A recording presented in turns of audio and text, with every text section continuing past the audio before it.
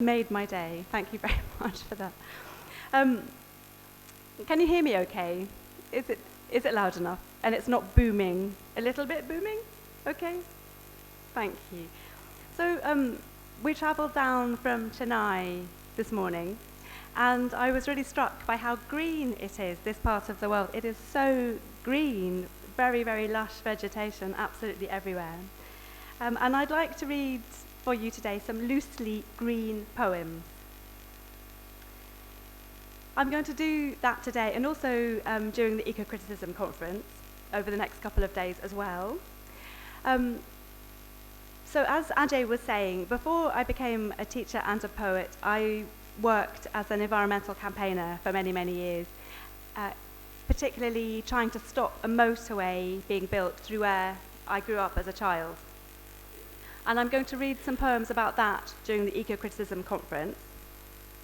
But today I'd like to read 6 poems from my pamphlet, which has just been published. It's very brown. You can tell it's by it being very, very brown. It's called Notes on the Use of the Austrian Scythe. So I'm going to read 3 longer poems interspersed by 3 shorter ones. And this will take not longer than 30 minutes, so just so you know where you are, because sometimes poetry readings can go on forever and ever and ever, and they are very tedious. So you need to know that I will finish, okay? So prepare yourself, I will finish. And I understand as well from talking to Ajay, who as well as these girls, is a source of information for me here. And he tells me that in India, your traditional scythe is very small and it's handheld. And this book concerns a larger kind of scythe, which has a long wooden handle, and which if I demonstrate, I'll have to move away from the microphone, but you do it more like this kind of action. And the title poem of the collection, of the pamphlet, concerns this scythe. And at one point, when my dad was very seriously ill in hospital, I went on a course to learn how to scythe a meadow. And I was particularly struck by all of the complex and specific words that are associated with this activity. And that's partly what it's about. So the first poem I'll read is the title poem.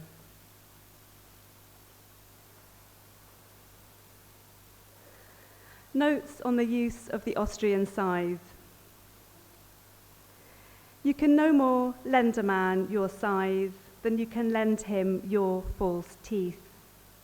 So take my day instead, borrow this meadow.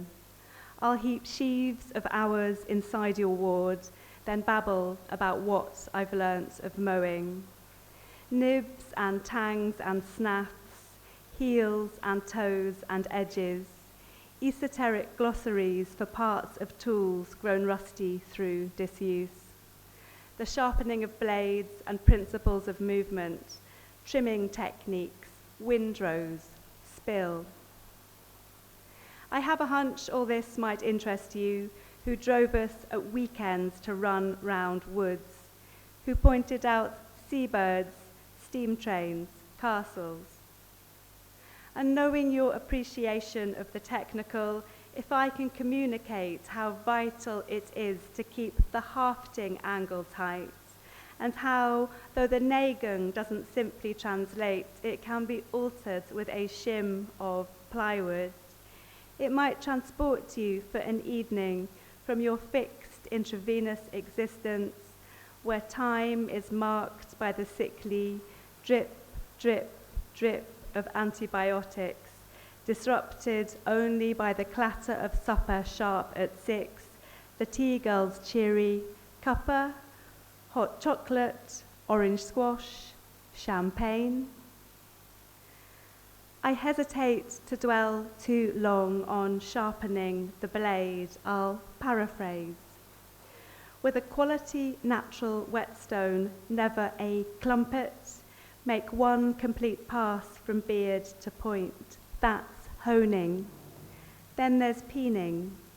to trick life from the scythe for years to come, tap the edge of the blade with a hammer, tease it out like pastry. But time is getting tight, so what I want to finish on tonight are those principles of movement, staying true, the simple shift of weight from foot to foot, keeping give in the knees and judging the lean, meditating on how we breathe so we avoid those unexpected blips, the woody stumps that send our pulses skittish. Let's focus now on minimizing spill as late sun curves around the outfield. Concentrate on holding a line, get satisfaction from a job well done. Hope that we have learnt enough to guide us through the mass of grass as yet uncut.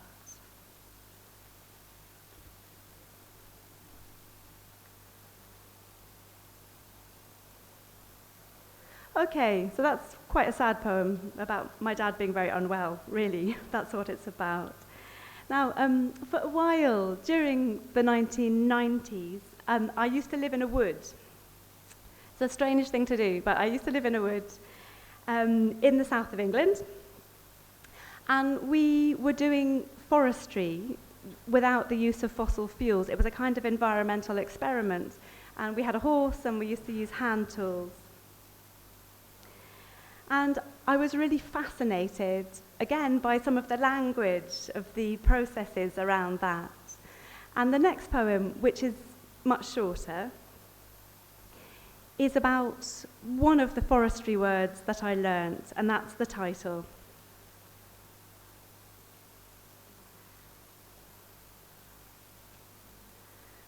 So this is called snedding. Mornings in the dusty wood, we'd take a hand axe, hack a mouth into the trunk, a foot or so above the base, take care to gauge where it would fall. Then with this word as new and sharp to me as billhook, clear the lower branches, sliced clean off if you pitched the angle well, come at it with a deft wrist flick, but snagging now and then on knots, or rather on the complex places limb and timber join, becoming only later those dark eyes that give the tree, now cut and dried and stacked in planks, its second beauty. Okay, so we're getting through this nice and quickly. That's 2 down, 4 to go. Okay. Now, the next poem I'd like to read similarly has an unusual word for the title. And this time it's quite a fancy French word. And it's okay because the definition of this word is in the first line. So I hope it's not too confusing. And I should say before I start, does everybody know what camembert is? If I said to you camembert, what would you think? Is it a familiar thing to you at all? It's got a capital C. It's a kind of French cheese. It's kind of round and squashy French cheese, and it mentions that. Okay.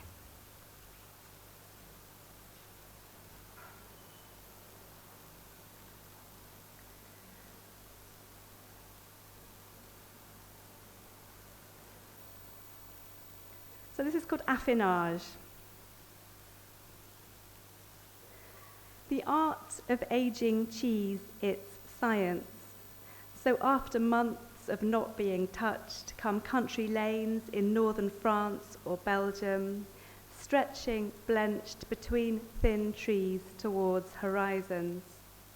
Crossroads, in particular, like ribs laid flat to point in 4 of all the possible directions. This way, reaching to a chapel, its nave as cold as a pantry, and that way to a farmhouse where a woman might offer you a camembert. So plump and ripe, its pale rind suggests the bloom of skin.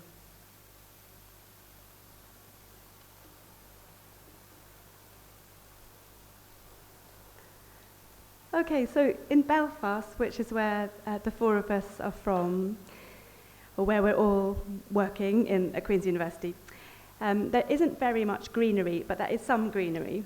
And one of the best places for this is the Botanic Gardens, which is a wonderful green lung in the middle of the city. And I'm lucky enough to live quite close to it, so that's wonderful. And in the Botanic Gardens, there's an old Victorian palm house. I can see some nodding over here from people who know about this. I can see Jerin nodding wisely about this palm house.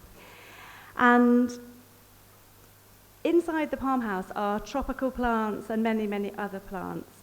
And sometimes when the winter goes on and on and on, this is a great place to go. One, because it's warm, and two, because it has some plants in it. And I think, for me, it's a little bit like a haven of sanity sometimes in the middle of a bit of a crazy world. And this next poem concerns that. It's called Narcissi.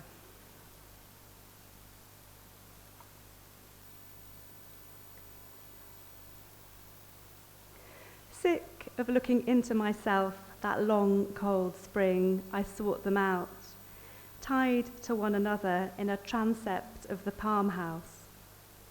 What pulled me in were their heads and faces pooling behind glass, but what kept me coming back was that smell so sweet and strong, contained within their pod of angled air and iron, that when I'd bend to turn the smooth brass knob, then shut the heavy door behind me, I would be taken back to the last time I had done these things, and the time before, and the time before.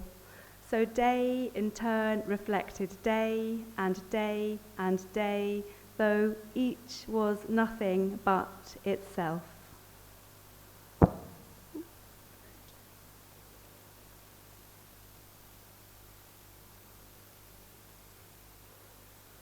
Okay, 2 more poems to go, but they are quite long, both of them. So this next poem, does everybody know what a cameo is? A cameo, it's a kind of a brooch that you might wear. You're nodding there, Ajay, you would know. Ah, what did you think of? Yeah. It's kind of related, I think, because a movie cameo would foreground a particular person in one role. And the little cameo brooch traditionally has the head of a woman on it from the side. And they've been very popular for several centuries, but they're particularly popular now as antiques. And you very often have the profile of a woman, and it's a little kind of brooch. But what I didn't know until a little while ago was that they are carved out of seashells. Those very big seashells with the knobbles on. And these brooches are made by carving down through the layers of the shell. So I didn't know this, and this poem is about that.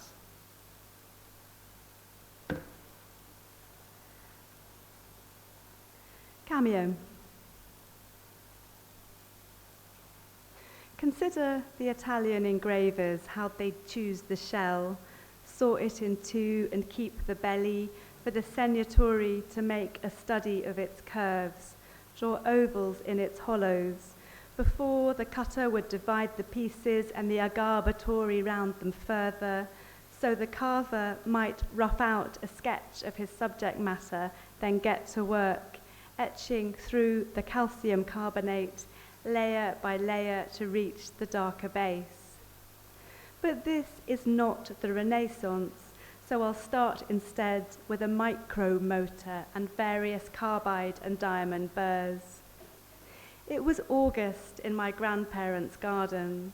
I had on a cotton dress in beige with muted flowers and a too broad hairband, elasticking my hair so tightly, my face shone out uncertain as a foreign moon. There were 6 of us then. My grandmother had prepared one of her salads with peppers like emeralds and topaz, baby tomato garnets. I know from the cameo carving tutorial on YouTube that I must be very careful not to overheat the piece or it will crack.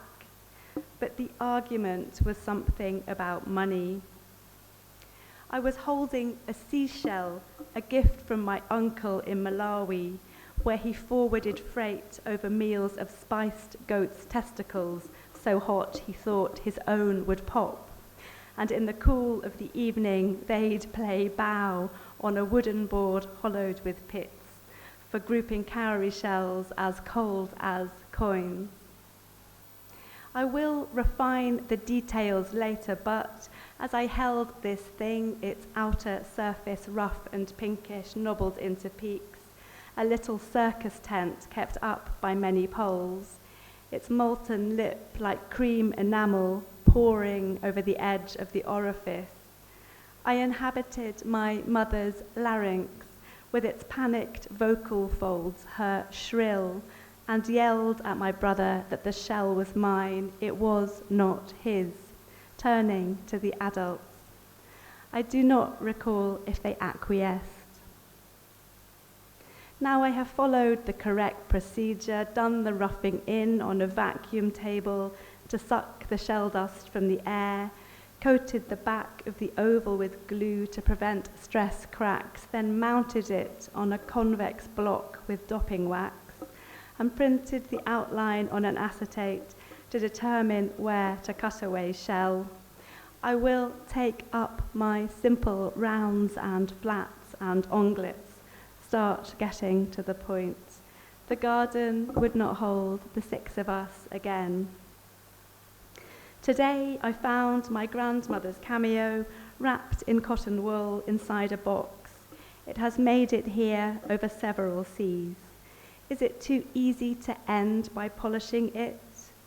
I'll gaze at its cinnamon background set in a golden bezel, embellished with filigree and finished with a clasp, at the profile carved in white relief, each wave of hair pinned back from her cheek in readiness for summer, a string of pearls, the luminous face of a woman smiling.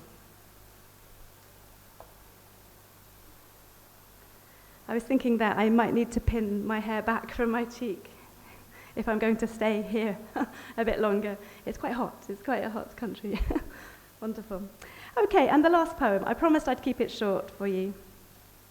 And the last one. And then I know that I'm very happy to take any questions, and Julia is going to join us again to take more questions if you want to. Okay. Now, is anybody any good at Greek? Anybody know their Greek? Ah, okay. And so, anybody else know any Greek?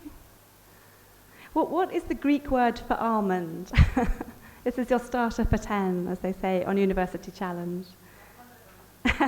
Does anybody know what the Greek word for almond is? Like almond? Nope, I'm going to tell you. The Greek word for almond is complicated to say in Greek, so I'm not going to try and say it, but it's the root of the English word amygdala. Amygdala. Does anybody know what the amygdala is? It's a part of the brain. I'm just going to tell you. The part of the brain, yes, Jaren's nodding. And what does it do? Do you know?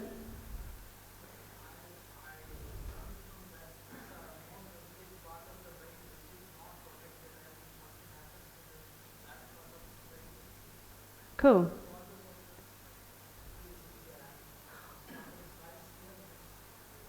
That's really helpful, and he's gesturing at the right bit. It's a little bit at the back of the brain, towards the base, and it's the part of the brain, or one of the parts of the brain, that deals with processing emotional memories. That's what it does. Okay, so this poem is called Amygdala.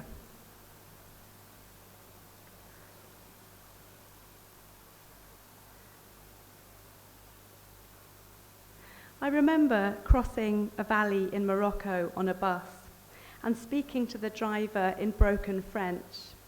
I remember his patience as I fumbled with his language, dragged verbs from backs of brain cells not rummaged in for years, then conjugated them inexpertly. I remember his pleasure that I tried, and he told me as we crossed this valley brimming in the spring with snow-like almond blossom, its soft note through the opened triangle of window, murmuring of heliotrope and herbal honey, that the women here had the loveliest eyes in all of Morocco. So as we slowed to pass them, dressed in black, sprinkled with flecks of white as they walked on grasses along the aisles of trees stretching to our left and right, I looked through the slits in their veils at the only fraction of their bodies I could see, their eyelids rimmed in kohl, set off against the sclera's white. Their eyes, he said, were beautiful as almonds. I love the way aroma triggers memory, how the olfactory bulb connects directly to the amygdala, so your brain links a smell to a moment or event, then chants on it again and you reminisce. Though Proust, sipping his spoonful of tea and Madeleine, thought the spark was taste. No blossom in a Belfast winter, so I'm sniffing at this bottle of almond essence I bought in Tesco. I want to see what it reminds me of. My brain is unequivocal. Battenberg treats. Those finger-length oblongs of checkered pink and yellow cake. It must be the marzipan. I'm taken back to that summer I worked at Mr. Kipling's, his exceedingly good cakes, to the cloying smell of sugar and congeal, and the numbers of the conveyor belts. P2, Battenberg treats, P9, apple pies, P13, mince pies, P6, fondant fancies. I remember that I had to shift block after block of pastel-coloured cakes off one line and onto another, and the strain in my back at the level of my bra strap. How you needed to press them tight enough they wouldn't slip, but not so tight you'd crush them, and the rapid flick between finger and thumb you had to master to lay the paper cases in their little holes, like the cells of a beehive rushing past on the rubber belt beneath your hands. Now come memories of other whizzing things, the racing cars at Silverstone, the morning of that day you would be burying your mother. I watched them on a tiny, grainy television, thoughts buzzing round a circuit in my head as I ran my heart out in the gym, grateful to be alive while the rubber belt submerged itself beneath me, looped back up again. I read that when the KERS button is pressed, stored energy is released to the vehicle's axle. I have no way of knowing yet which parts of us I will recall or when, what shape they will assume. The egg, perhaps, the loop, the ring. Nor which smells might take me back, the tang of roses or the whiff of almonds next time I'm at some wedding eating cake. Or possibly the smell of you. I'm trying to revive the adjectives I used that night. Sour and sweet, I think I said, like grass. I'm curious to know if I will recollect the hour I'd find those livid blooms on sheets of tissue in the toilet bowl between my call and your arrival, or how I'd overspill with stories I had saved to spare you as you dizzied through your own sad weeks, and if, with my cerebrum, not my cerebellum, I'll newly see beneath the softened seed coat your hard white embryo of grief. Thank you.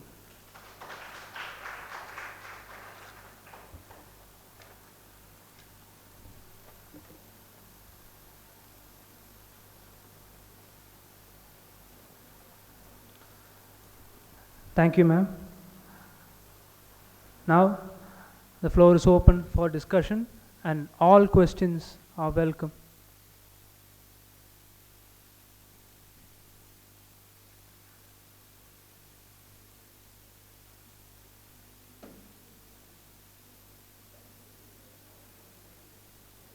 Hello. My question is to Ms. Julia Paul. I have a couple of questions to you. First, I'd like to know, as a woman working, as an English woman working among the Afghan women. So you are an outsider in this Afghan thing. So how do you locate yourself in that? Means if I borrow a term from Michael Agar, that is professional stranger. So how do you reconcile and how do you locate yourself among these women? And also if you can like to share your experiences about the troubles and the violence that you experience in Afghanistan. So if you can, please. I suppose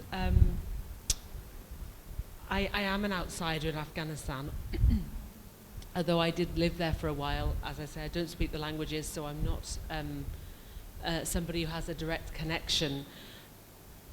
But I do have a great enthusiasm and love for the country, and Afghan people, like many people in many countries, are incredibly welcoming and hospitable people, and always very interested to engage with people from outside, although there is always that, another one of these concerns that we have is there is always that sort of post-colonial tension, if you like, because of course when you are involved in any kind of aid work in a country where money is power, then as soon as you come bringing money of any sort, although I didn't bring any money, but the project that I was working with had some money, there is always that slight tension, and you sometimes wonder if people are telling you what they think you want to hear.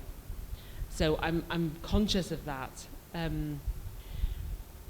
But I suppose those kind of universal things that I talked about that sometimes enable women to connect with each other, because a lot of the things that they're perhaps talking about are universal and shared experiences.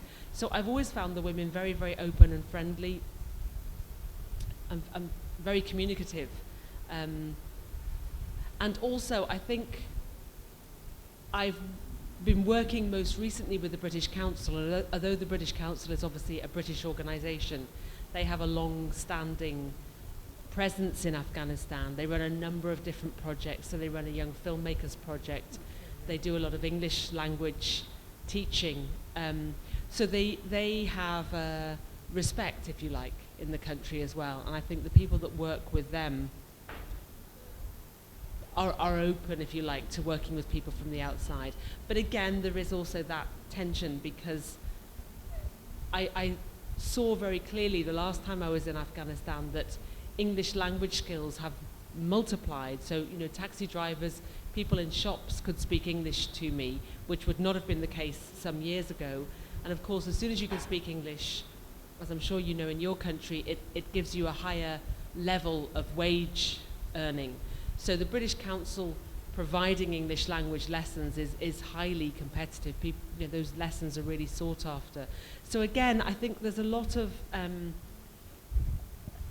pragmatism about working in a country where people are still suffering from great poverty, because actually they see things on offer and they take them if they're on offer, and they don't necessarily stop and question the politics of it. They just welcome the opportunity. So a number of different ways, I suppose. I mean, in terms of conducting myself, I try to be open and encouraging and polite and respectful, and I hope that people want to speak to me. But I was talking to some of the students actually over the break about the difficulties of often persuading people to do interviews for you. And I was saying that, for example, if I went to an Afghan village, it might be very different. But these particular women, because they have their education and because they're also, as I said, they feel they have this role to really promote the stories of Afghan women. They were very open to speak. In terms of Northern Ireland, I don't have direct experience of the height of the Troubles, because in theory it had finished by the time I arrived. But there is still, there has still been violence in the times that I've been living in Northern Ireland. But I think what interests me most is the very hard work it takes to rebuild a country or a place after the violence has stopped, and particularly from the point of view of the media, because we will know that the media love violence, if you like, because it's a very easy thing to cover. It makes good pictures. You talk to this side, you talk to that side. It's a kind of there's a formula to doing that. When you start looking at reconstructing somewhere and trying to deal with all these thorny issues that cause the violence, that's much more difficult to do. And that's really what I'm interested in, and that's sort of what I was doing in the most recently when I was working as a journalist. And now I suppose what I'm trying to do is look at that as an academic and understand a bit more about that. So I did cover, there's often a lot of civil disturbance in Northern Ireland, people rioting and throwing bricks and petrol bombs at the police. I covered things like that. But I think, as I say, this more nuanced, complicated, what happens after that stops is more interesting in many ways, I think. Okay, that's an interesting answer. My next question is, you are working with the Afghan women who are writing poetry. Now, my question is, what about the ideological function of this poetry, and how do they address the society and other women who are not writing poetry, and how does it function, how does it empower other women and the experiences towards the larger cause of the society? What is the function of this poetry? Well, I suppose the function of the project, if I can just step back a bit, because I think I'm maybe not explaining this entirely clearly. So our idea is to train mentor women who perhaps have a level of education, to use the recorders, and then they will go back to their provinces and talk to some of those women who don't have literacy skills, for example. So they will collect interviews with them about their life histories. And then our next part of the project is to bring those women back, we've collected around 40 interviews so far, so we pick out perhaps the best ones. And when the mentor women come back, with my colleagues from the Seamus Heaney Centre, we're hoping to deliver some workshops in creative writing, because the idea is the women will take an interview with a woman whose experience is very different to theirs and use that interview to inspire them to write a creative piece, whether it be poetry or a short story. And I suppose, and maybe I could bring Emma in on this, I mean, the idea of writing, of creatively expressing yourself, as Zainab, one of the women I interviewed there, talked about. I mean, I don't think we would say that writing poetry is going to solve conflict in an entire country, but it is very much something that allows people to perhaps come to terms with their own issues, and which then can be something that can inspire other people, perhaps. Do you want to? No. So I guess that's how we see it fitting in. But as I was explaining, we are kind of progressing quite slowly, one step at a time. And we're not saying that we're going to solve the problems of Afghanistan by, writing anything. But I think it's partly about bringing people together, bringing those divided women divided by culture, by distance, by religion, Sunni and Shia, bringing them together and getting them to think about life for the other person. So they're writing in English, right? So they're educated women, their medium of expression is English, and they are targeting the international audience. Well, the women in the Afghan Women's Yeah. Writing Project are the women I'm working with. They can write in any language they want to. Okay. I have an Afghan colleague who's helping deliver this project. She is a Persian and Pashto speaker. So this is what I want to do. I cannot teach writing in Persian or Pashto, but she can, hopefully. And we can also build our links with my other colleagues who are creative writing experts to draw out some of those universal lessons about creative writing. So again, I suppose we're also trying to build links between Northern Ireland and Afghanistan in the same way that we're here today to build links with you. But again, I don't necessarily say it will all work. I just hope so. Do you call these poems ethnographic poems in any way? That's an interesting question because I've relatively recently come to this idea of ethnographical work because I've been looking at ethnographical documentary making and trying to understand how different that is from what I would consider as a journalist to be documentary making. So if I'm right in understanding it as being something where you try to allow the person to maintain control of their story and to deliver their story in the way that they want to, then yes, I would hope it is that, because that's what we're trying to do. But as we've discussed, there are always these tensions around the money, the framework of of an outsider being involved. You know, so I don't think we can claim. But you know, my ideal scenario for this project would be that it would be taken on by Afghan women, and I would no longer be involved because it would be something that was coming from within the community. Okay.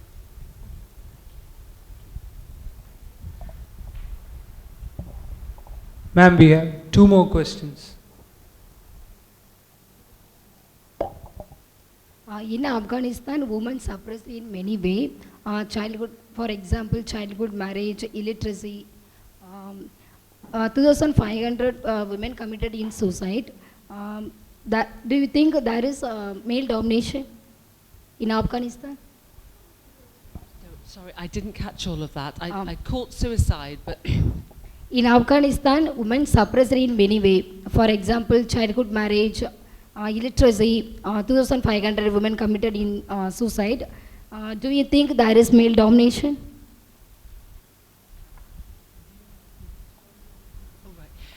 I think it is. I think the very conservative, patriarchal system in many areas of Afghanistan does not allow women to make choices about their own lives.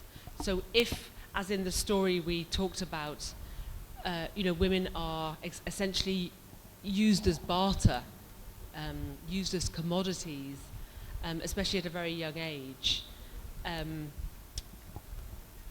then I think often good does not come of that.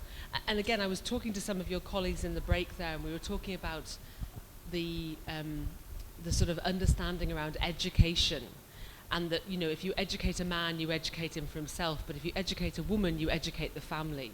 And so this idea of marrying off children very young, marrying off girl children very young, and stopping their education does have a direct impact on the rest of the country's development.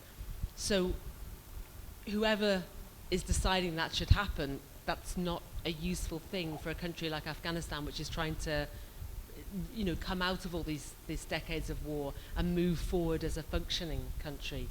And I'm sure, you know, you would find this in areas of your country as well, in that there'll be certain areas where there'll be a lesser commitment to women's education, and that has a knock-on effect in the whole of community. So I think it's partly the traditional systems, but it's also partly a question of trying to explain to people how everybody benefits if we allow women to progress. Ma'am, one more question. We have a lot of Muslim country in our world, right? Muslim country. Why you choose this country, Afghanistan? Any please? Well, yes, one of your colleagues also asked me that. I said, I think it's this dust thing. The dust got into my blood and I can't stop. No, all the countries I've worked in, I've been fascinated by and made many friends. And I was saying that now, for example, when I look at a map of India, I will remember the places that we've visited and the people that we've met. So suddenly the country becomes alive for you. It's no longer, you know, just a place on a map. And because perhaps I spent the longest time in Afghanistan and I made the most friends there, I think I just made a very strong connection with it. But I think also it's probably because it reminds me in many ways of Northern Ireland, where I've also made a very strong connection. I didn't grow up in Northern Ireland, but I also have many friends there, and I have watched this process I talked about of somewhere that's trying to move to a peaceful and productive society away from conflict. And then I went to Afghanistan, and there's the same problem, but much, much more complicated because it's a much bigger place and there are many different groups there. And I just realized that that interests me greatly, trying to watch that process and trying to be a part of that process. So it's not that I don't have a great affection for many other countries, but I think I just got seduced there. I got stuck on Afghanistan.